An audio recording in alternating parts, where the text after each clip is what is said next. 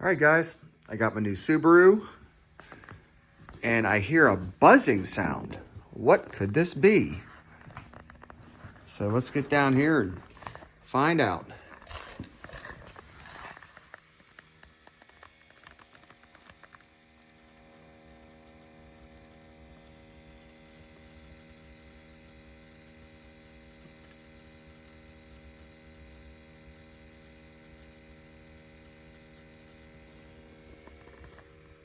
All right. If you hear a buzzing sound coming from the passenger side rear, that's actually an evaporation pump. And it happens about 5 hours after you stop the car, and it'll run for about 15 minutes. And I'm not exactly sure the mechanics behind it, but it basically has something to do with the gas vapor. So I don't know if it is pushing it out,